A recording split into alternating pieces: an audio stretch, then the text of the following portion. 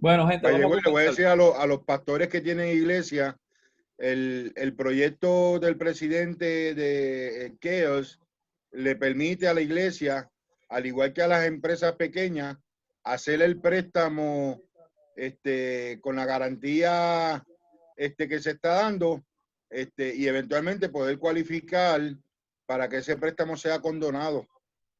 Si El se utiliza para pagar, 75% de los préstamos que están ofreciendo, si usted cualifica y, ¿verdad? Con todo, el 75% no lo tiene que pagar y el 25% solamente lo va a pagar con el 1% de interés. si lo utiliza para pagar la renta y los gastos de operacionales, y si tiene algún empleado, pues los empleados que tenga. Exacto. Así que es Así bueno que que eso, ¿verdad? Lo tengan presente para que porque lo sepan, conocen para los que tienen gastos algunos grandes, ¿ves? pastores En han las tenido que seguir iglesias. pagando renta porque los Nosotros tenemos que caseros seguir no pagando le han renta. permitido ningún tipo de beneficio. Así que muy bien, gente. Vamos a comenzar hoy a hablar. Ya habíamos comenzado un poco, Miguel y yo, aquí discutiendo todas estas cosas legales y qué se permite y qué no se permite en Puerto Rico. Pero vamos a hablar de aspectos legales y éticos dentro de la consejería. Y esto es importante porque les mencioné la semana pasada que la inmensa mayoría de los pastores en Puerto Rico dan consejería pastoral y no siguen ningún tipo de ética, ni conocen nada legal, ni las implicaciones que esto puede traer. Yo doy siempre gracias a Dios que aquí en Puerto Rico no tenemos una cultura como en Estados Unidos que les fascina demandar. Allá a la gente le gusta demandar por cualquier cosa, pero eso no es la cultura nuestra.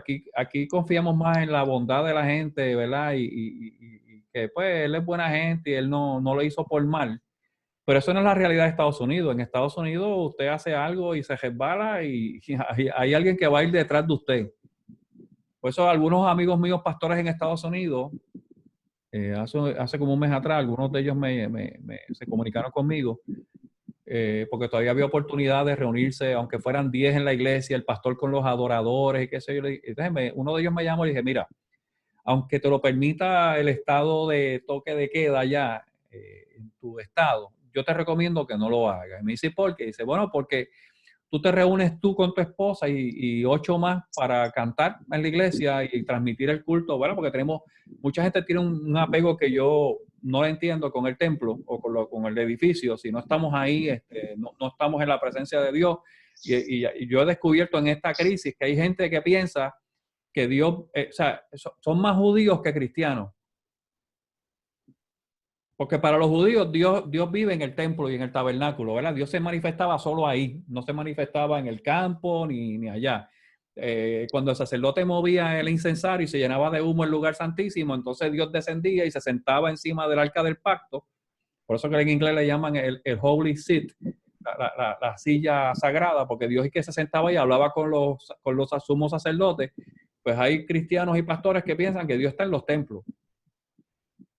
Entonces yo le dije, mira, si tú crees que tú necesitas estar ahí con ese background del altar, que tampoco se debería llamar altar porque ahí no sacrificamos a nadie, aunque a veces los pastores quisiéramos sacrificar a 2 o 3 becejos de la iglesia en el púlpito y convertirlo en un altar de verdad. Pero no es la realidad, esa es la plataforma, ¿no? El estrado para ministrar. Yo dije, tú te vas allí, te llevas 2 o 3 adoradores, tienes la mala suerte de que uno de ellos se contagie en el trayecto o traiga el contagio a otro lado y le da con decir que se contagió porque tú lo hiciste ir a la iglesia a cantar, prepárate, país, porque vas a perder hasta las medias. Así que mejor quédate en tu casa y deja a la gente en su casa. Y si se contagian, y Dios quiera que no, pues se contagiarán por otra manera, porque por Zoom nadie se contagia. Así que déjalos allí. Y me siguió el consejo. Todavía estoy viendo pastores que como se permite que hayan 10 personas en la iglesia, ahora algunos pastores aquí en Puerto Rico han vuelto a la iglesia y están haciendo los cultos. Yo no los critico. Yo lo que digo es, tenga cuidado, porque si alguien le da con demandarle a usted porque se contagió, porque usted lo hizo ir a la iglesia, asuma las consecuencias. Porque de eso hablamos ahora en estos próximos días, de aspectos legales y éticos, y lo hacemos porque, ¿verdad? Tenemos el buen corazón de pensar que si yo invito a Igor, digo, Igor, pues, chico, para que botes el golpe y bla, bla, bla, pues vente para casa y aquí en casa compartimos un rato, pero si Igor en el trayecto se contagia o se contagia en casa porque usted no sabe. usted y yo podemos tenerlo y Dios nos guarde y nos cuide y no tener ningún síntoma y pasar los 14 días con la vaina esa adentro y nunca darnos cuenta, pero puede ser que otro se contagie y le dé con acusarlo a usted. Pues prepárese para las consecuencias. En la consejería es exactamente igual. Si usted no conoce qué debe hacer y cómo lo debe hacer, usted se está corriendo el riesgo de que alguien lo demande. El pastor me dijo que hiciera tal cosa y yo lo hice y terminé divorciado por culpa de él. Mira, perdí la casa. El negocio tuve que cerrarlo, me fui a la quiebra porque seguí el consejo del pastor y usted no siguió las guías que debió haber seguido, no siguió la ética que debió haber seguido. Mire, como introducción le voy a dar un caso. Le voy a hablar de un caso de una iglesia en Estados Unidos, una iglesia Asambleas de Dios. Esto es para empezar, para que usted vea las implicaciones. Este pastor tiene su junta y un miembro de la junta adultera y le pide al pastor consejería. Oiga bien, tenemos que hacer una distinción nosotros como consejeros cristianos y como consejeros pastorales. Si Miguel me dice a mí, yo soy su pastor, y Miguel me dice, pastor, yo quiero reunirme con usted porque quiero consejería. Oiga bien, ya yo me tengo que aplicar todas las leyes, guías y éticas de la consejería. Si Miguel me dice, pastor, quiero hablar con usted porque me quiero reunir con usted para discutir unas cosas, esos son otros 20 pesos. Eso es una conversación entre Miguel y yo informal, o puede ser formal, pero no es consejería. Pero en el momento que Miguel me diga, pastor, necesito consejería, ya ahí la cosa cambia. Este pastor, este miembro de la junta, le dice al pastor que quiere consejería. Cuando va, le confiesa que había adulterado. Dentro del reglamento de la iglesia está que si usted comete adulterio y usted es parte de la junta o ocupa una posición de liderazgo, usted es sacado de esa posición. Pastor pudo haberlo hecho porque está en el reglamento. ¿Cuál fue el error del pastor? Que cuando esta persona le confiesa el pecado, el pastor se reúne con el resto de la junta y le dice que esta persona le había confesado que había adulterado y que el reglamento decía que había que excluirla de la junta, así que le estaba notificando a la junta que esta persona estaba siendo excluida por un pecado.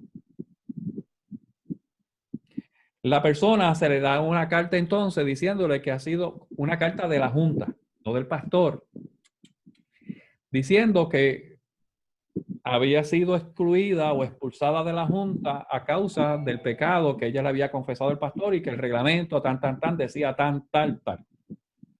La persona recibe la carta, va donde un abogado, demanda a la iglesia y demanda al pastor. ¿Usted cree que pasó? Ganó. Y la tuvieron que reinstalar en la junta con todo el pecado, más tuvieron que darle dinero.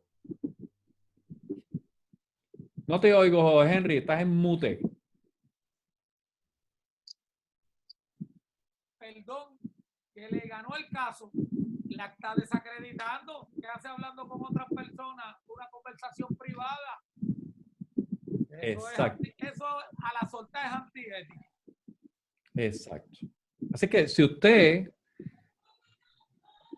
da consejería, usted tiene que aplicarse todo lo legal y todo lo ético y sabe a lo que se está exponiendo. Dentro de la consejería pastoral, al igual que en la consejería secular, la confidencialidad es lo primordial dentro del proceso. Usted ni debe predicar de lo que escuchó de esa persona, ni debe contárselo a nadie. Vamos a ver más adelante documentos que usted debe tener cuando da consejería.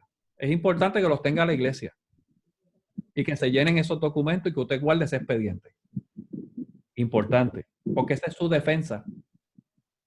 Si usted no se defiende, nadie lo va a defender. Recuerde que dentro del contexto del ministerio, la gente lo quiere mientras usted los complazca. El día que usted no los complazca, la gente lo dejó de querer y va a usar todo lo que tenga a su mano para destruir su ministerio. Eso es así. Lamentable, pero esa es la realidad. Esto es como en la política. Hay un grupo de corruptos, nadie se chotea hasta que uno de ellos deje de guisar. Ese se convierte en el testigo que dice, no, si aquí todo el mundo roba, mira, este hizo esto, ¿sabe? cuando ese corrupto político dejó de robar, entonces él chotea a todos los demás y los destruye. Dentro de la iglesia es exactamente igual, fuera de la corrupción. Cuando un miembro de la iglesia se va en contra de los pastores, prepárese, porque ese miembro de la iglesia va a usar una frase que usó Wyatt Earp, legendaria, cuando se fue contra los Cowboys de aquel tiempo. Dijo, dile que Wyatt Earp va detrás de ellos y que el infierno va con él. Échese en contra un miembro de la iglesia y va a ver que ese miembro de la iglesia y todo el infierno va a ir detrás de él en contra suya. Por eso es que usted se tiene que proteger. Yo tenía mi seguro de impericia en consejería pastoral, lo tenía yo y lo tenía mi esposa, porque éramos los únicos que dábamos consejería en la iglesia, lo teníamos. Hasta $300,000 cada uno por demanda. ¿Por qué? Gente, decía el jíbaro que de cualquier malla sale un ratón. Cuídese. Amén. Porque hoy la gente lo quiere. Estamos en una generación que yo me acuerdo cuando yo era niño había un anuncio de la Volvo que decía que el Volvo, cuando tiraron un Volvo que era más deportivo, decía que iba de 0 a 55 millas creo que eran 15 segundos, algo así decía el anuncio. Y salía el cuentamilla ahí. Pues hoy estamos ante una generación que te odia entre 0 a 15 segundos.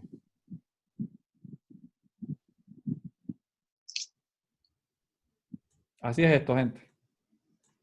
La consejería espiritual ha existido milenariamente, ¿verdad? Y esto lo habíamos discutido también anteriormente. Antes de que existieran los consejeros profesionales y los psicólogos, la gente acudía a sus líderes espirituales y los aconsejaban en distintas situaciones y eran respetados. Durante muchos años, la mayoría de los consejeros espirituales, como los sacerdotes y los pastores, han aconsejado sin tener una preparación académica y científica de la consejería. Así que, ¿cómo se hacía? Bueno, yo te escuchaba, en mi experiencia te daba un consejo, te decía algo y vamos a orar.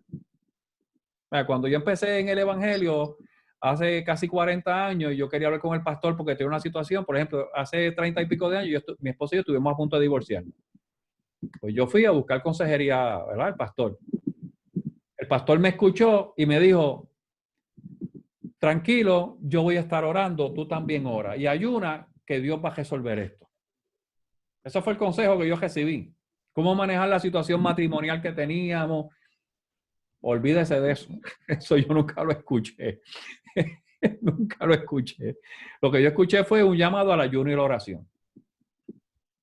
Pues yo, para aquel tiempo, que no había estudiado consejería ni mucho menos, imagínense, yo me casé a los 19 años y a los 3 años,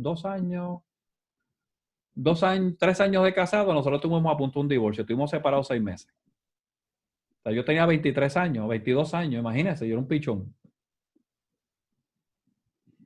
Y pues me dijeron que ayunar y orar y eso fue lo que hice. Pues gracias a Dios y a la Virgen y a todos los santos del cielo, esto se arregló.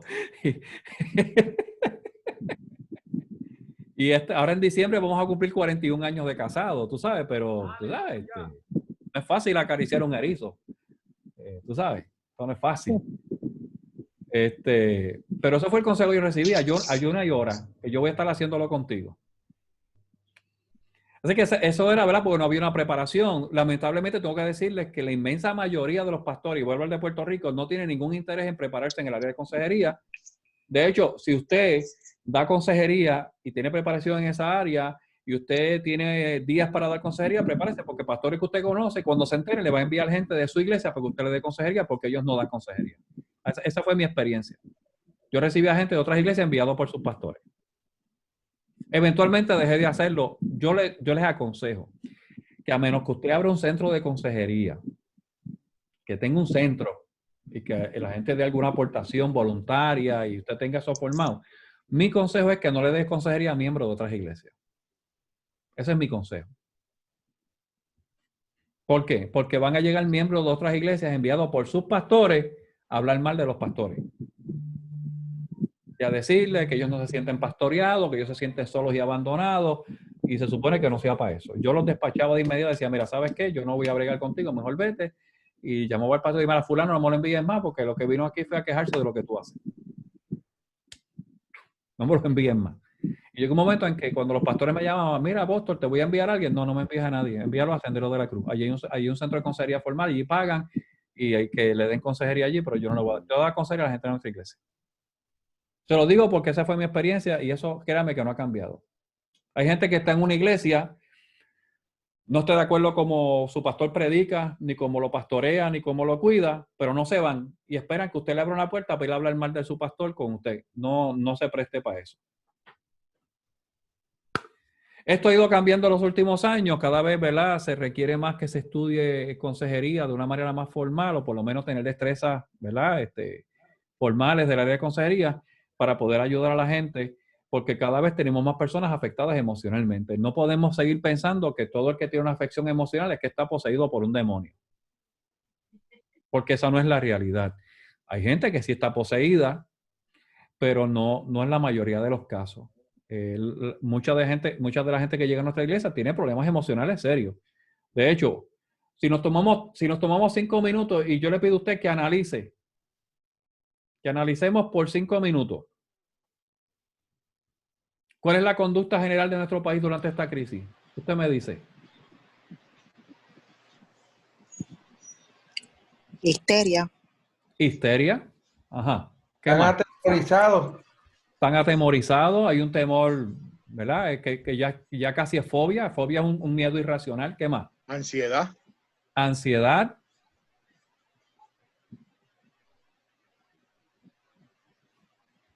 Puerto Rico, el fin de semana pasado de Semana Santa, recibió una orden de no abrir ningún comercio. ¿Cierto? Los que tenemos más de 15 años, en los años 70 y 80, desde jueves se cejaban todas las tiendas hasta el lunes. No se hacía nada. Nadie se moría. No se le cayó un canto a nadie, pero vimos que no se iba a abrir el sábado de gloria, que le llaman, o el sábado santo. Y durante toda la semana usted no podía ir al supermercado a comprar nada, porque las filas eran interminables, porque la gente pensaba que por 3 días que no iban a estar abiertas las tiendas, ellos se iban a quedar sin comida. Mire cómo está la salud mental aquí. Ahora, debemos pensar que toda esa gente está poseída por el demonio. Porque si es así, hermano, hacer un exorcismo colectivo es bien difícil. Hacer un exorcismo colectivo de 1 millón de personas, 1.5 millones de personas que pudieran estar poseídas, eso es sucio difícil. No, hay un problema de salud mental y nosotros tenemos que prepararnos para ¿qué? Para manejarlos en otra gente y manejarlos en nosotros. Yo salí de una vuelta, había que comprar unas cosas que no eran urgentes, pero como yo siempre salgo 1 vez o 2 veces a la semana y compro para mí, para los viejos, si ellos me piden algo, como salí hoy, yo salí, las filas estaban interminables. Usted sabe lo que yo hice, ¿verdad? Iré para mi casa. Había comida, pues comemos lo que haya.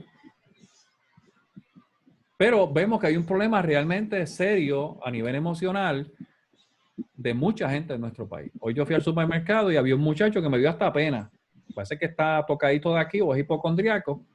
Y estábamos todos en una fila, que la fila no era muy larga, todo el mundo guardando sus 5 a 6 pies. Y él estaba en el parking. Cuando digo en el parking es literalmente, gente, en el parking. Y le decía al guardia, yo estoy aquí porque yo no quiero estar cerca de nadie. Y él tenía unas gafas de seguridad, tenía bozal, tenía sombrero, tenía bufanda, tenía camisa de manga larga y tenía un jacket. Porque él no quería estar, bueno, yo andaba con mi hija, salí, y dije, mira, se me quedaron las bolsas en la guagua y salí para el parking y cuando le pasé por la gente como a 10 pies, él se tapó toda la cara y empezó a caminar para atrás. Y yo estaba como a 10 pies de él caminando en el parking. Porque él decía que él no quería estar cerca de nadie porque él no quería contagiarse. Yo le dije a mi hija, yo no sé cómo él va a ser dentro del supermercado porque cuando está allá adentro hay otra gente allá adentro. Yo no sé cómo él va a ser. Tú sabes. Pero vemos que sí hay gente que tiene problemas emocionales serios, que son reales y que no necesariamente están poseídos. Recuerde que dentro de el trabajo de los demonios está la influencia demoníaca, que está la posesión. Nosotros no podemos confundir ambas cosas. Una posesión es cuando una persona ya tiene demonios dentro.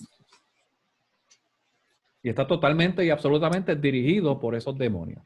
La influencia es cuando personas tienen algunos gaps o brechas emocionales y mentales y obviamente espirituales, y el demonio comienza, los demonios comienzan a influenciarlo para que tenga acciones y tome decisiones equivocadas. Así que no todo el que esté influenciado está posesionado, ¿okay? O está poseído. Tenemos que tener eso claro. Y tenemos que tener claro que personas que tienen problemas emocionales son un blanco fácil para la influencia y eventual posesión de demonios. Por eso es importante ayudar a la gente en etapas tempranas cuando muestran algún tipo de problema emocional. Nosotros tenemos la responsabilidad como ministros, como líderes de iglesia, ayudarlos en etapas tempranas para evitar una eventual influencia y posesión demoníaca. Amén. Muy bien. Durante muchos años, como dije, la consejería espiritual o pastoral o cristiana se basaba solamente en la Biblia y los pastores no tenían un código de ética que no fuera la Biblia. O sea, mi código de ética es la Biblia. Y esto hacía pues que se espiritualizara todo. Todo era un demonio, vamos a orar. Hubo un tiempo que se mandaba a la gente a flagelarse, a hacer ciertos sacrificios físicos para que entonces ellos pudieran sentirse libres de ese demonio que los oprimía. Por ejemplo, la gente esquizofrénica se les sometían a unas torturas brutales para exorcizarlo porque se creían que estaban poseídos por demonios y eran esquizofrénicos. Los esquizofrénicos escuchan voces. Pero se creía que esas voces que escuchaban eran demonios hablándole. Y esa gente pues se sometía porque, tú sabes, hubo un tiempo en que el exorcismo era más una tortura porque se castigaba el cuerpo físico para sacar al demonio. Lamentablemente. Había gente que cuando, ¿sabes? La peste bubónica, o fiebre amarilla, o la peste, como le llamaban, la peste negra que decían. Hubo un tiempo, ¿verdad? Que eso fue en la época medieval prácticamente. Los católicos y protestantes de aquel tiempo creían que eso era una obra de Satanás como castigo de Dios para la humanidad pecadora. Esto todavía estamos viendo algunos hermanitos evangélicos, por eso yo puse ayer, ¿sabes? Gente que me está enviando a mí palabras de profetas de juicio, que el mundo se va a acabar y Dios está enfogonado con todo el mundo en Puerto Rico y todo esto que estamos pasando es porque Dios tiene coraje con nosotros. Esta gente en ese tiempo creían eso. ¿Y sabe lo que hacían? Esta peste bubónica venía por el orín de los ratones. Y orinaban todo y la excreta también. Todo lo que tenía que ver con ratas, las ratas eran las que lo transmitían cuando mordían. Las ratas comenzaron a multiplicarse por la falta de limpieza y la extrema pobreza que había en ciertos lugares. Pero ¿qué pasó? Cuando la gente comenzó a enfermarse, los religiosos de aquel tiempo dijeron que como esto era una expresión de la ira de Dios, había que flagelarse. ¿Y qué pasó? Mucha gente comenzaron a caminar por las calles a latigarse la espalda. Y esa sangre comenzaba a caer al piso y las ratas, esa sangre atraía a las ratas y las ratas seguían multiplicándose y la enfermedad siguió propagándose. ¿Por qué? Por causa de la religión. ¿Usted sabía ese dato? Fue la religión la culpable de que la peste en aquel tiempo se propagara y murieron cientos de miles de personas alrededor del mundo. Porque se le dio a la gente que para que Dios los perdonara, ellos tenían que autocastigarse. Y ese autocastigo de estar derramando su propia sangre, estarse dando latigazos ellos mismos, estar caminando de rodillas en los pisos sucios donde las ratas estaban, pelarse las rodillas, pues comenzó a enfermarse más gente. ¿Por qué? Porque todo se espiritualizaba. El consejo era, tú estás pasando por eso, tienes que analizarte porque estás haciendo algo mal delante de Dios y Dios te está castigando. Hoy tenemos gente que piensa que el COVID es una obra maligna de Dios para castigarnos a nosotros por lo malo que somos. ¿Recuerdan los mecanismos de defensa? Proyección, que usted coge un sentimiento que usted no desea y ¿qué hace? Se lo transmite, o sea, lo refleja en otra persona. Yo estoy así, no es por mí, es porque Igor me ha hecho ser así. Esto yo lo hice por culpa de Igor. La culpa no es mía, es de usted, es suya. Pues hoy tenemos un grupo de gente religiosa en Puerto Rico que dice que lo que está pasando es porque Dios quiere castigarnos a todos nosotros porque algunos han pecado.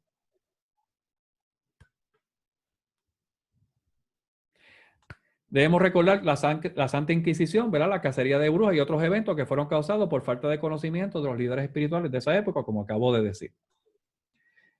Por todo este desconocimiento se castigó a la gente y a otros se expuso públicamente en las congregaciones. Por ejemplo, ahí vemos, ¿verdad? Esto no se ve completa la foto de un cuadro, pero en aquel tiempo medieval, cuando una mujer adulteraba, le ponían una túnica con una escarlata al frente.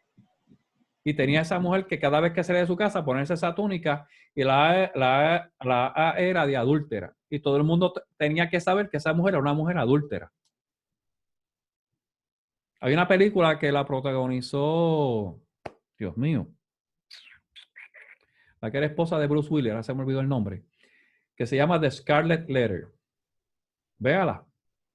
Es la historia de una mujer en esa época que adulteró y le pusieron una túnica con una A. Si los hombres adulteraban, no le ponían nada, pero si las mujeres adulteraban, sí. Y la película se llama así mismo, The Scarlet Letter. Le ponían una A escarlata en la túnica. No es hasta hace unas décadas que los pastores comenzaron a profesionalizarse, ¿verdad? Entre comillas, porque aunque no se reconoce la consejería pastoral como algo profesional, pero comenzaron a estudiar para prepararse en distintas áreas profesionales que incluían la consejería, porque eso ayudaba a su ministerio. Existen hoy varias asociaciones de consejeros cristianos, como lo es la AACC, la American Association of Christian Counselors, que agrupa a los consejeros cristianos en los Estados Unidos. Esta asociación tiene un código de ética que los rige y obliga a los consejeros a un comportamiento más profesional dentro de la consejería. Si usted entra ahí, va a ver, y está también la American Association of Pastoral Counseling, también, que tiene su propio código de ética y usted puede hacerse miembro, no es muy costoso, y ellos le dan una credencial y también le dan mucha, ¿verdad? Educación continua y muchos talleres. Los estándares éticos que rigen a los miembros de la ACC son los siguientes. Primero, no se debe dañar a las personas, ¿verdad? Esto es algo bien importante dentro del código de ética de toda la profesión de consejería. Usted no debe procurar utilizar la consejería para causarle daño a nadie. No nos aprovechamos de la gente cuando damos consejería. O sea, tenemos que ser empáticos y tenemos que utilizar la consejería para ayudarle. Dice aquí, no es causarle daño a las personas a las que se aconseja de ninguna manera. Reconociendo que Dios creó a los seres humanos con dignidad, tenemos que respetar la dignidad de la gente, que deben evitar la explotación de las personas que aconsejan, manejar efectivamente los conflictos de las personas, atender a las personas que hayan sido dañadas por otros pastores consejeros. Esa es parte de la ética, del código de ética de esta asociación. Mire, no utilizamos la consejería tampoco para manejar o manipular a la gente. Yo escribí un libro que se llama Sane sus heridas religiosas, está en Amazon, si lo quiere adquirir, adquiéralo. Hablo de cómo se identifica la manipulación dentro de la iglesia, el ciclo de manipulación y maltrato religioso, porque lo he estudiado por muchos años.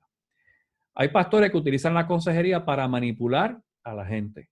Ojo, eso es totalmente antiético, oiga, y es ilegal. O sea, usted no puede utilizar los secretos de la gente para manipularlo y sacar provecho de ellos. Eso es, como dije, totalmente antiético y es ilegal incluso. Relaciones duales. En la consejería profesional hay algo que se llama relaciones duales y está prohibido. ¿Qué son relaciones duales? Ejemplo, yo soy consejero profesional, no pastoral. Miguel viene a buscar consejería conmigo. Y Miguel y yo, dentro de ese proceso de consejería, desarrollamos una gran amistad. Y como yo también soy pastor, aunque estoy ejerciendo como consejero profesional, yo me traigo a Miguel de miembro a la iglesia. Y comienzo a tener entonces con Miguel una relación dual, como es la de consejero profesional y la de pastor. En la consejería profesional eso no está permitido. Usted no puede hacerse socio de negocios de alguien que usted aconseja.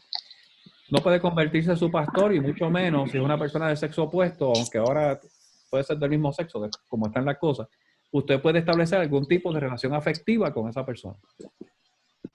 De hecho, a nivel profesional se supone que si yo le doy consejería, usted le da consejería a una persona del sexo opuesto, usted no puede tener o no debe tener una relación afectiva con esa persona hasta 2 años después de haber terminado su relación como consejero profesional. 2 años después. Eso también sucede por lo menos con los abogados también, es similar. Sí. Ahora, en la iglesia es otra cosa cuando usted da consejería pastoral. ¿Por qué? Porque es miembro de su iglesia, es una persona con la que usted tiene contacto continuamente, así que las relaciones duales están permitidas dentro de la consejería pastoral, pero hay áreas en las que usted no debe entrar si está dándole consejería a un miembro de la iglesia. Si usted es soltero o soltera y usted le está dando consejería a un miembro de la iglesia que es del sexo opuesto, puede ser que le caiga bien, que esté chévere, que esté cool, que esté lindo, que esté linda. Usted no debería enfrascarse en una relación afectiva con esa persona. Usted no debería hacerse socio de negocios de esa persona. Que esa persona diga, ay, pastor, como usted ha sido tan bueno conmigo, yo tengo este negocio, yo quiero darle participación y que usted sea socio. Usted debería decir que no. Debería. Lamentablemente, no sucede así, pero usted debería decir que no. Pastor, yo quiero que usted ahora, pues, no sé, sea parte de mi familia, y yo quiero presentar al nene y que usted sea el testigo para que se convierta en el padrino. No. ¿Por qué? Porque usted tiene como pastor una relación dual con esa persona, usted tiene que pastorearlo. Si es líder, usted también tiene que liderarlo. Y eso es lo que se permite dentro de la consejería pastoral en relaciones duales. Yo personalmente siempre fui claro como pastor, yo aquí no soy amigo de nadie, yo soy el pastor de todo el mundo. Yo tenía gente que yo pastoreaba, que yo conocía de toda la vida y llegaron a nuestra iglesia y yo siempre hice claro, tú vienes aquí, yo soy tu pastor, yo no soy tu amigo. Y siempre lo hice claro. Alguna gente se incomodó, se molestó, me dice, tú desde que eres pastor, te crees. No, yo no me creo nada. La relación no se puede viciar porque el exceso de familiaridad mata el ministerio. Lo mata y punto. Y usted no puede ser pana de la gente. Porque en el momento que usted es pana de quien usted pastorea o de quien usted dirige, esa persona nunca más va a reconocer su autoridad y no lo va a respetar. It is what it is. Que un buen ejemplo puede ser yo te quiero mucho también, pero yo te quiero allá. Mientras que miren a los pastores, a ver si los pastores se llevan a las ovejas a dormir al cuarto o algo así. Todas las ovejas duermen afuera. Así que esto es importante, las relaciones duales. No se enfrasque en relaciones demasiado cercanas con gente que usted está... Digo, no debería enfrascarse en relaciones demasiado cercanas con nadie. Todos tenemos ¿verdad? Cuando hemos pastoreado o cuando lideramos dentro de la iglesia, tenemos un grupo de gente que nosotros lideramos y cuando somos pastores tenemos un grupo de líderes. Esto es una realidad. Y esto lo acabo de decir yo en la clase pasada de liderazgo, que con el grupo anterior a ustedes. Dentro, de forma humana y natural, tanto secular como ministerialmente, nosotros vamos a tener dentro de nuestro grupo de líderes gente en la que confiamos más y con las que somos más afines. Son gente más cercana a nosotros. Yo quiero que lo veamos de esta manera. Como líderes, como pastores, nosotros tenemos un grupo, en el caso mío yo tenía 15 líderes. Nuestra iglesia llegó a tener 200 miembros, así que yo tenía 15 líderes que dirigían distintas áreas de la iglesia. De esos 15 líderes, yo tenía 5 que eran bien cercanos a mí. Los otros 10, bien, gracias. Eran buenos líderes, pero no eran cercanos a mí. ¿Por qué? Porque no eran los que habían mostrado lealtad absoluta a mi liderazgo. Y recuerde esto. Hay un solo tipo de lealtad que nosotros le debemos a nuestros líderes. Un solo tipo de lealtad. Es la lealtad absoluta. Punto. Eso es lo que hay. Las lealtades no son condicionadas. ¿Oyó bien? Las lealtades no se condicionan. En el momento que usted condicione su lealtad, ya usted es desleal.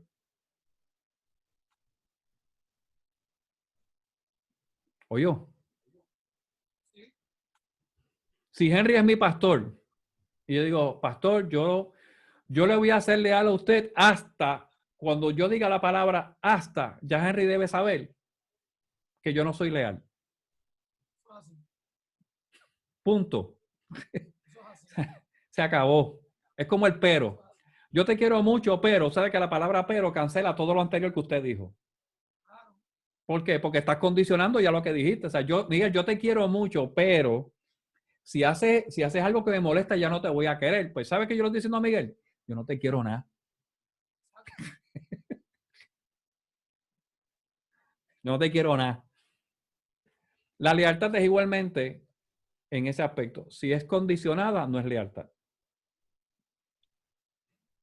Recuerde que cuando usted lidera y usted aconseja, usted debe tener la mentalidad. Había un personaje en televisión que se llamaba Ben Ignorante. Yo sé que muchos de ustedes nunca lo escucharon porque ustedes son de Michael Bublé para acá. Pero Ben Ignorante era un personaje que era político, era un político frustrado que nunca había ganado una elección de nada. Y él siempre comenzaba su discurso político que decía, este pueblo que me quiere tanto, que quisiera verme muerto para después llorarme. Así él comenzaba todos los discursos. Recuerde que la gente que no tiene una lealtad absoluta es ese tipo de gente. Gente que te quiere tanto que quisiera verte muerto para después llorarte. Anota el dato. Competencia del consejero cristiano. Sorry, ¿verdad? Hoy prediqué más temprano, pero prediqué. Todo consejero cristiano o espiritual debe mantener los más altos estándares de competencia para poder ser efectivo dentro de la consejería. Oiga, cuando hablamos de los estándares más altos de competencia, usted debe buscar aprender, debe leer. Esto cambia, gente. La forma en que se diagnosticaba con el DSM-4 no es igual con el DSM-5, eso lo vamos a ver más adelante. La forma en que se evaluaba hace unos años no es igual a la forma que se evalúa ahora. Hace unos años atrás la esquizofrenia no era una enfermedad de niños, ahora sí.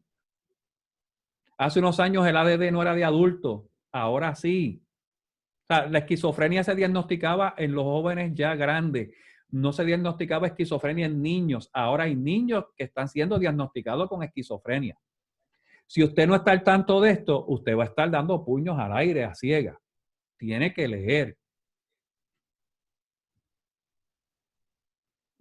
Hace unos años atrás en el DSM-3, ya no en el DSM-4, pero el DSM-3, la homosexualidad era un trastorno mental. Del DSM-4 en adelante, no. ¿Sabe? Tiene que leer, usted tiene que procurar tener competencias altas. Yo leo continuamente.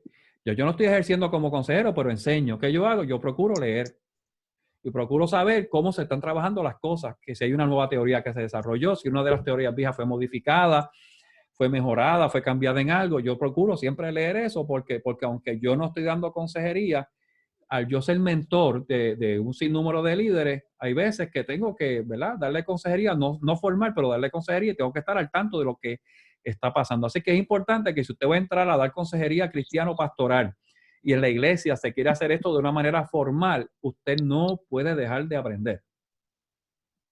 Si usted se conforma con las... Mire, yo trabajé en AMSCA hasta el año pasado. Yo no soy el más que sabe, ¿sabe? Yo soy un bruto en esto. Pero yo trabajé con gente con doctorados en psicología y psiquiatría y estaba yautía, mi tía y tu tía, como dice el personaje aquel. Y yo me sentaba en una mesa, gente, a escuchar estos tipos hablar de prácticas de hace 30 años atrás, como si fuesen hoy. O sea, yo era coordinador de programas de prevención de salud mental. Yo dirigía el área para desarrollar programas nuevos para prevenir uso de droga, uso de tabaco, uso de alcohol, adicción al juego y otros trastornos también emocionales. Y yo me sentaba allí, gente. Yo me sentía perdido. Porque yo escuchaba a esa gente hablar de cosas de hace 30 años atrás. No leían. Usted, si quiere ser un consejero cristiano competente, tiene que leer. Si usted se conforma con lo que yo le voy a enseñar, le va a servir. Pero ¿sabe qué? Dentro de 6 meses o un año, algo de esto va a cambiar. Y si usted no está al día, usted no va a ser bueno en lo que hace. Amén. Sea bueno en lo que hace. Consentimiento informado. Mire, esto es algo que los pastores en 98.9% o 99.9% no utilizan. Consentimiento informado. El consejero cristiano debe asegurarse de que el aconsejado tenga un consentimiento informado y que sea capaz de entenderlo y cumplirlo.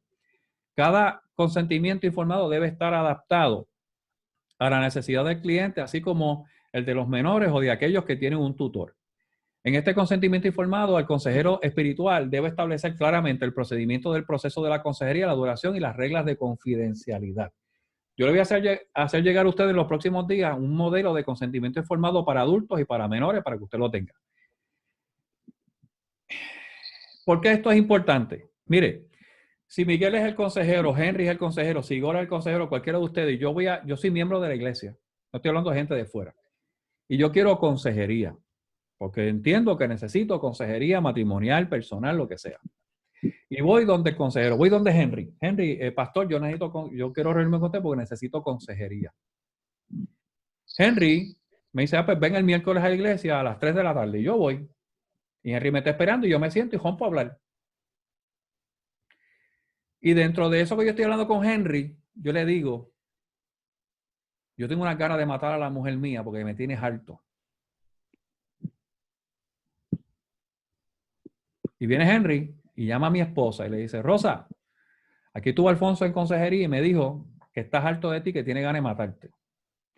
Viene mi esposa, llama a la policía, se forma el revolú, la policía me arresta y me lleva arrestado porque yo verbalicé delante del pastor que yo quería matar a mi esposa. En consejería lo dije. Yo vengo y demando a Henry. ¿Por qué? Porque violó la confidencialidad. Y puede ser que yo gane.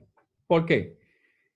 Porque al no haber un consentimiento informado, yo, que fui a buscar consejería, no sabía cuáles eran los términos para Henry poder divulgar la información que yo le iba a dar. Cuando usted tiene un consentimiento informado, el cliente lo lee, pone su nombre, firma y está aceptando sus términos para consejería. Yo, Alfonso Aponte, consiento a que el pastor Henry Durán me ofrezca servicio de consejería pastoral y que él puede revelar la información que yo le dé si yo represento un peligro para mí o para tercero. Y usted va a escribir ahí eso o cualquier otro término que usted entienda. Los términos los decide usted. No los decide el cliente. En el mío decía, el de adulto, pues, y usted lo va a ver cuando yo se lo envíe, pues, si tú decías que te querías suicidar, si tú representas un peligro, la vida suya o de tercero, yo lo iba a decir. Yo iba a divulgar. Si usted confesaba haber violado a un menor, eso yo lo incluí. Si usted decía que usted golpeaba a su esposa, o sea, todo eso yo lo incluí en un momento dado. ¿Por qué?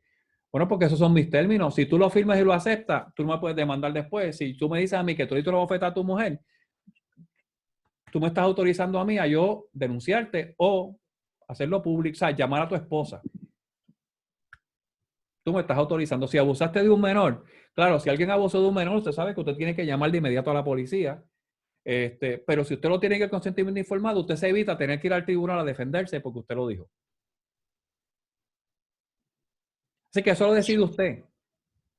Si yo firmo aceptando los términos de Henry para la consejería, legalmente yo no puedo hacer nada más. Hay un caso. Es importante que en ese consentimiento informado diga que usted va a dar consejería pastoral. No deje la palabra consejería sola. ¿Por qué? Porque pueden llevarlo al tribunal y que se interprete que usted está ofreciendo consejería profesional sin tener licencia. Pregunta, Brigitte. Sí. Tiene que decir consejería pastoral o consejería cristiana, consejería espiritual. No lo deje en blanco, o sea, no deje solo la palabra consejería, porque se implica entonces que usted está ofreciendo consejería profesional sin estar autorizado por el Estado. Confidencialidad, privacidad y comunicación privilegiada. El consejero cristiano deberá mantener la confidencialidad del aconsejado cumpliendo con lo que establece la ley, la ética profesional y las reglas de la iglesia. Todo eso debe estar en el consentimiento informado. Si no está, usted se puede buscar un lío. Se debe discutir con el aconsejado las excepciones de la confidencialidad, la privacidad y la comunicación privilegiada, Las excepciones de la confidencialidad y de la comunicación privilegiada existen cuando hay un inminente peligro de la vida del aconsejado o de tercero, ¿verdad? Esta es la principal. Pero oiga bien, una vez la persona tenga el consentimiento informado, antes usted da consejería, usted tiene que tener una copia en la mano y decirle, leerlo en voz alta. Y preguntarle al cliente, ¿usted entendió esto? Sí. ¿Está de acuerdo? Sí. Fírmelo. Profesor, Si la persona le dice, dime, Henry. Brigi tiene una pregunta. Casi no te oigo, Henry. Te oigo bien bajito. Brigi tiene una pregunta, Brigi. Brigitte. Discúlpame, Brigitte. Dime. No, ¿me escucha? Sí, te escucho ahora. No, que iba a comentar que hace varias semanas yo había escuchado en Nueva Vida, estaban hablando de un caso donde una persona fue a indicarle a un pastor, no sé, como no lo cogía al principio, pues no sé si era en términos de consejería o bajo qué concepto se lo comunicó al pastor, de que él había violado a una hijastra. El pastor, pues entonces obviamente lo notifica a las autoridades y es la esposa de esta persona, obviamente se lo llevan preso y eso, pero es la esposa de esta persona quien demanda al pastor y a la iglesia porque debido a que el pastor, ¿verdad?, procedió a notificar lo que esta persona hizo, su matrimonio se rompió. El caso final, obviamente, ellos no lo dijeron porque ese caso, pues, al momento de ellos discutirlo, se estaba viendo. No sé qué fue lo que sucedió al final, pero fue la esposa entonces quien demandó al pastor porque él denunció a su esposo por los actos impropios contra su hijastra. Y ellos estaban discutiendo precisamente ese caso de cómo entonces se comportaría el pastor en ese tipo de situaciones y hasta qué punto legalmente, pues entonces el pastor iba a ganar. Muchos decían que el pastor pues se iba a ver bien difícil que prevaleciera y que esta persona pues iba entonces a ganar ese caso. Estaba bien interesante la discusión, no recuerdo mucho cuáles fueron las opiniones porque fue hace varias semanas, pero estaban discutiendo ese caso. Habría que ver en ese caso, Brigitte, si el pastor cuando recibe esa información, si llamó a la policía o llamó al departamento de la familia. Pues yo tuve una experiencia parecida. Yo en una iglesia donde yo daba consejería, que, ¿verdad?, estaba bajo la cobertura de esa persona y me pidieron que diera consejería y yo di consejería y yo atendía a una familia que la chica, la muchacha que tenía como 16 años, 15 o 16 años, dice que el padrastro la besó, ¿verdad? Obviamente al traerme esa noticia, el paso correcto, ¿verdad? No sé cómo lo hizo ese pastor, pero el caso correcto es llamar al departamento de la familia, no a la policía. ¿Por qué? Pues yo puedo llamar a la policía. Este pastor puede perder esta demanda, puede perder la demanda y te voy a decir por qué, ¿verdad? De nuevo, tocando de oído, igual que tú, ¿verdad? Porque tú no Sí, sabemos. porque no, exacto, los detalles como tal no. Exacto, pero vamos a suponer que este pastor, cuando este hombre, ¿verdad?, cuando se entera de esta situación, agarra el teléfono y llama a la policía y le dice a la policía, mira, yo tengo aquí una persona que violó a su hijastro o a su hijastra. La policía viene y lo arresta y se lo lleva. ¿Por qué? Porque se está basando en un testimonio mío. Yo le estoy diciendo que yo escuché que este hombre dijo eso y lo estoy dando por cierto. En este caso, lo que se supone que usted y yo hagamos es llamar al departamento de la familia. ¿Por qué? Porque hay un menor envuelto. Usted no puede dar por seguro que esa violación se dio. Usted llama al departamento de la familia, el departamento de la familia va a asignar un trabajador social y va a investigar a esa familia. Ellos van a determinar si sí o si no. Usted no tiene la manera de saberlo. En este caso, que yo atendí, yo llamé directo a la línea de emergencia del departamento de la familia y hablé con un trabajador social. Le expliqué, oye, con la gente al frente. O sea, yo no esperé a que se fueran. Yo le dije ahí mismo a la persona, yo tengo que llamar al departamento de la familia, usted no se puede ir de tu oficina. Claro, si la gente decide irse, se van, pero usted tiene los datos de ellos. Esa es la importancia de usted en la consejería pastoral, tener una hoja que ellos te llenen con toda la información, nombre, número de teléfono, dirección, todas esas cosas. El consentimiento informado y usted tiene un expediente, según usted va entrevistando, usted va escribiendo. Yo llamé, ellos se quedaron allí y hablé con el departamento de la familia. Ellos me dijeron, vamos a asignarle un trabajador social, pero siga trabajando con el caso y una vez los termine de entrevistar, deje que se vayan, que nosotros vamos a ir a la casa. Al final, resultó, ¿sabes qué fue? El hombre no besó a la muchacha. Miren la importancia de yo no haber llamado a la policía, haber acusado a este hombre. Él llegó de madrugada de su trabajo y él acostumbraba, dicho por la esposa, dicho por él y dicho después por la muchachita, pues yo entrevisté a la muchachita también. Y es que se sabe la verdad. Él acostumbraba que cuando llegaba tarde de su turno de trabajo, él abría todas las puertas de todos los cuartos para asegurarse que todos los menores estaban allí. Él se acostaba a dormir. Cuando él abre el cuarto de la muchacha y mira, la muchacha está despierta, parece que tiene las hormonas revolcadas, y la muchacha le brincó encima a él, literalmente, y empezó a besarlo en el cuello y a tratar de quitársela de encima, y ella encima de él a beso limpio. Ese fue el resultado de la investigación. El hombre lo exoneraron. Ahora, en el proceso, yo le dije, te tienes que ir de la casa hasta que esta investigación termine. ¿Sabes por qué? Porque tú tienes las de perder. Yo no llamé a la policía. Si yo llamo a la policía, allí mismo en la iglesia se lo llevan. Yo no tenía pruebas.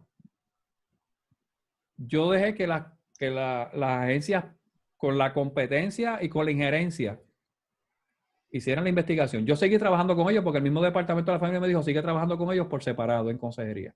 Y yo seguí. Eventualmente la cosa se arregló, el hombre regresó a la casa con el tiempo, yo le di unas guías para que pudieran manejar la situación y él se mantuviera lejos de la muchacha, le di consejería a la muchacha un tiempo más y lo solté.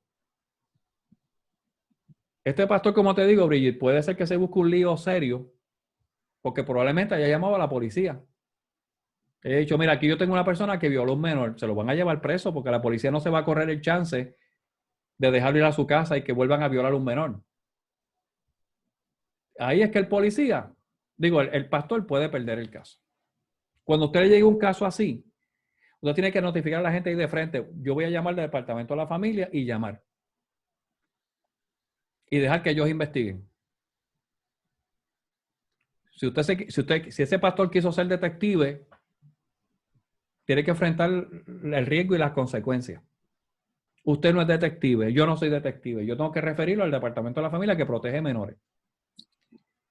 De nuevo, usted tiene que tener un expediente. No dé consejería en la iglesia si usted no va a abrir un expediente a la gente. No le dé consejería y punto. Yo le voy a enviar formas para que usted lleve el expediente. Le voy a llevar, se lo voy a enviar en Word para que usted lo pueda modificar y le ponga el nombre que usted quiera. O sea, no se lo voy a enviar en PDF.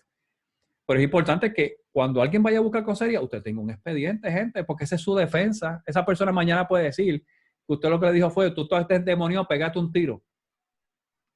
Éntrale a Pablo a tu mujer para que le saques el demonio. Si usted no tiene un expediente, es su palabra contra la de él.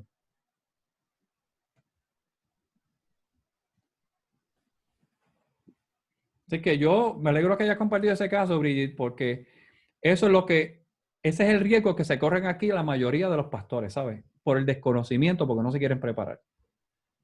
No saben cómo manejar un caso de crisis.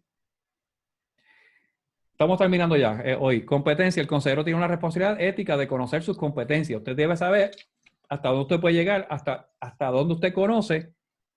Practique de acuerdo a lo que usted sabe.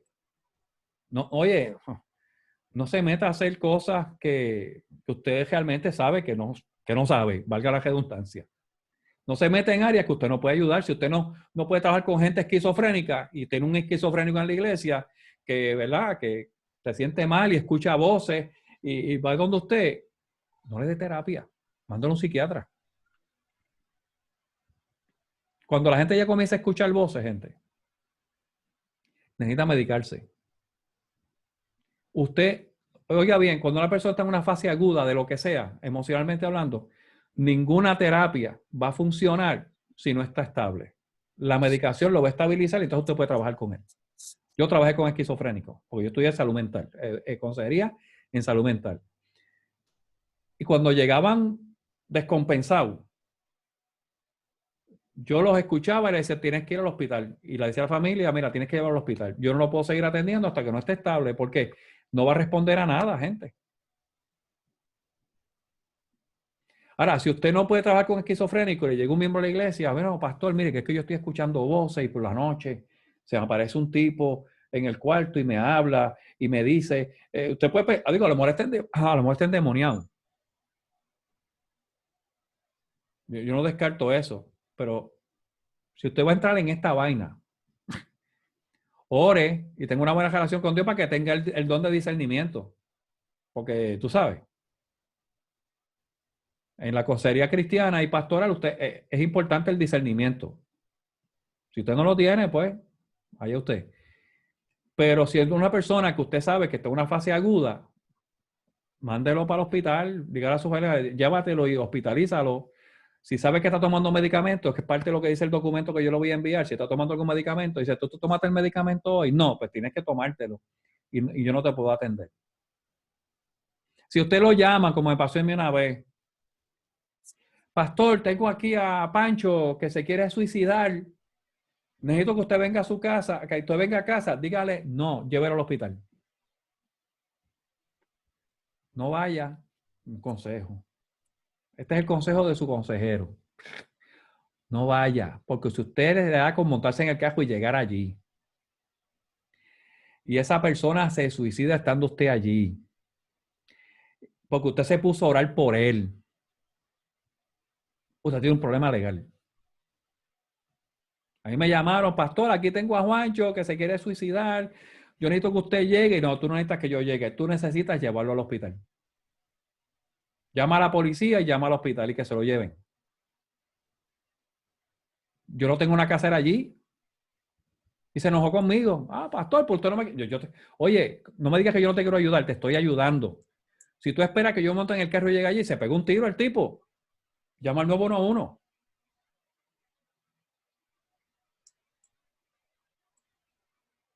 Esto pasa en las iglesias. Pastor, venga.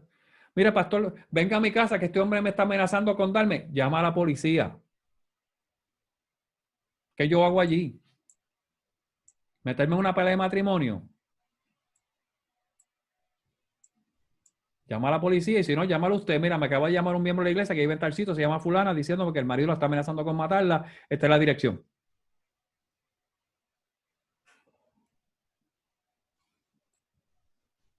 Evite su problema legal. Un entrenamiento formal en el área de consejería es la forma primordial de establecer credenciales en la práctica. Lo único credencial es que la gente crea y entienda que usted es una persona conocedora y que es bueno en lo que hace. Así que lo voy a dejar ahí para seguirlo la semana que viene, para que usted pueda descansar. Pero es importante leer el manual. Vamos a ver más adelante el famoso caso Tarasov, porque yo quiero que usted y yo pues lo discutamos, pero va a ser más adelante. Yo ya la semana que viene, en la próxima sesión, durante la sesión yo le voy a enviar los documentos porque quiero que los veamos, que los podamos discutir, para que usted los entienda y si tiene dudas, usted me la pregunte. Así que yo se los voy a enviar, pero también los voy a poner en pantalla y yo quiero que usted los vea. El consentimiento informado de adultos y el de menores. La política de confidencialidad, la ley IPA, todas esas cosas, todos esos documentos, yo se los voy a enviar a usted. Y obviamente la forma para que usted vaya abriendo el expediente y le voy a decir cómo manejar el expediente. ¿Ok? Si usted va a dar consejería, desde ya se lo adelanto, tiene que tener archivos con llave. Ese archivo no puede, nadie puede tener acceso a esos expedientes.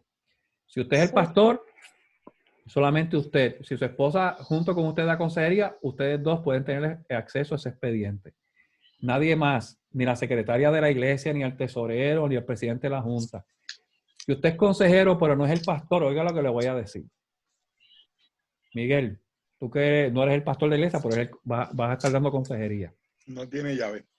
Si tú das consejería en la iglesia, incluye miembros de la iglesia, Jesús Muñiz no puede tener acceso a esos expedientes. No la tiene. Ilegal.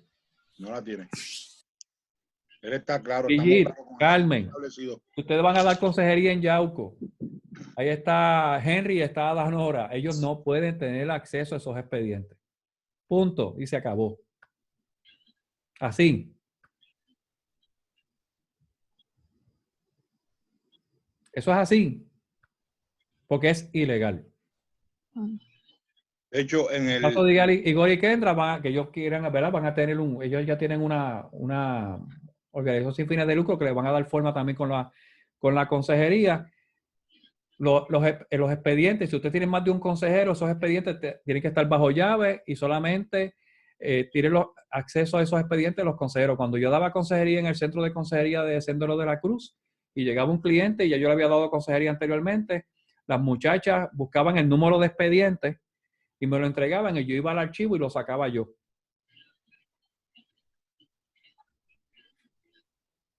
Así.